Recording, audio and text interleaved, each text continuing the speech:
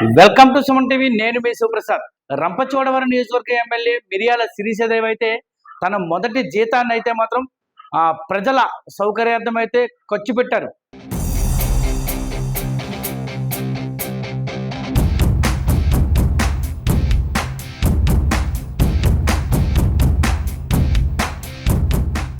రంపచోడవరం నియోజకవర్గ పరిధిలో గల రాజవొమ్మంగి మండల పరిధిలో గల రాజవొమ్మంగి, జడ్డంగి, లాగరాయి ప్రభుత్వ ఆసుపత్రిలో ఇన్వర్టర్లను అయితే మాత్రం తన మొదటి జీతంతో సుమారు 1,50,000 రూపాయల విలువ చేసే ఇన్వర్టర్లు అయితే మాత్రం వారు ఈ రోజు అయితే మాత్రం ఆయా ఆసుపత్రుల డాక్టర్లకు అందజేశారు.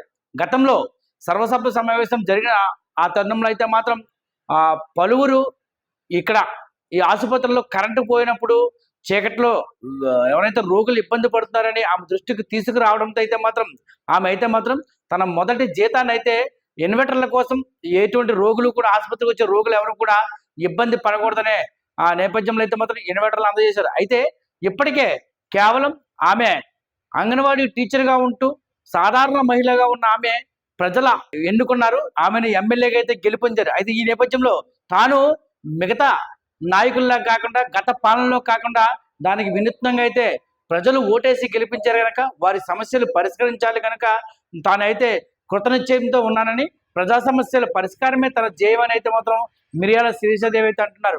అయితే ఇప్పటికే మండలాల్లోని మొత్తం రంపచోడవరం నియోజకవర్గ 11 మండలాల్లో కూడా మిరియాల శిరీషదేవి తనకంటూ ఒక ప్రత్యేక స్థానాన్ని అయితే సంపాదించుకుంది. ప్రజల మనసులను అయితే దోచుకుంది. ఎలా అంటే ఇటు ఎక్కడ సమస్య వచ్చినా సరే వారి దగ్గరికి వెంటనే వెళ్ళడం, వారికి ఎంతో కొంత ఆర్థిక సహాయం చేయడంతో పాటు తన సొంత నిధులతో పలు గ్రామాల్లో అయితే అనేక అభివృద్ధి పనులు అయితే చేపట్టారు.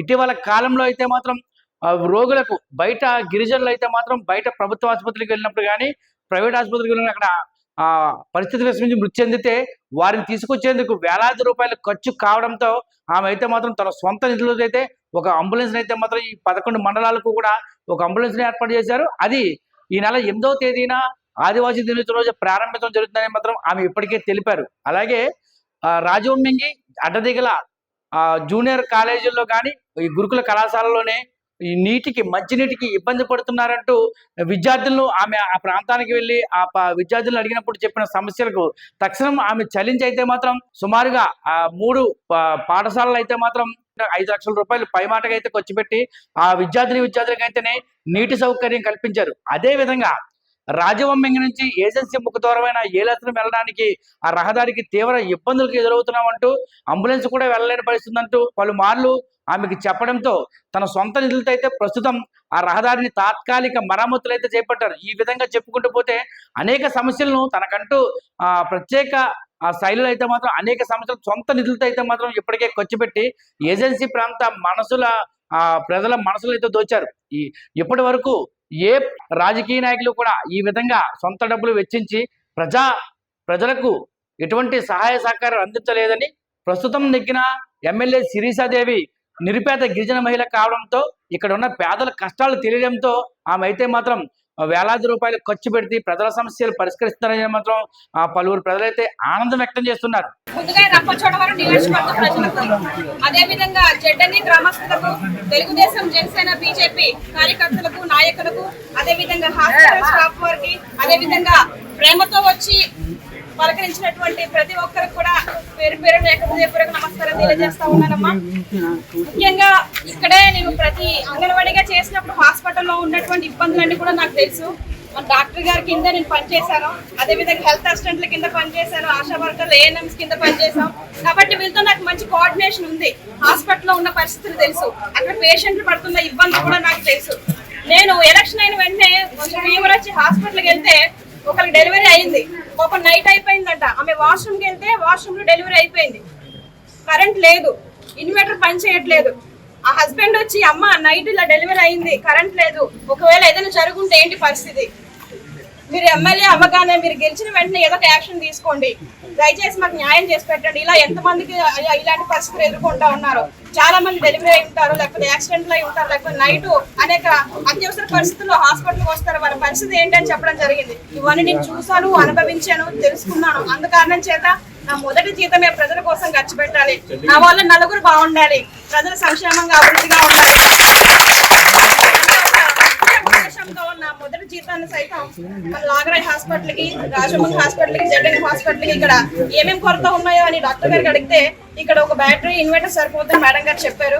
అదిగానే ఈ 3 హాస్పిటల్ తీసుకొచ్చాము. ఇప్పుడు ఇక్కడ చాలా అవసరాలు కూడా చెప్పారు. వాచ్మెన్ కావాలన్నారు, అదే విధంగా బెడ్స్ లేవన్నారు, ఇంకా మెడిసిన్స్ కూడా తక్కువ ఉన్నాయని గట్రా చెప్పారు. ఇక్కడ రేకుల షెడ్ కూడా కావాలని చెప్పారు. ఇవన్నీ కూడా దృష్టిలో పెట్టుకొని రాబోయే రోజులు ఇవన్నీ కూడా చేసి పెట్టే బాధ్యత నాదని ప్రజలందరూ కూడా అందరికీ నమస్కారం అండి. నేను రంపచోడవరం నియోజకవర్గం ఎమ్మెల్యే అయిన తర్వాత మొదటి జీతంగా నేను తీసుకోవడం జరిగింది.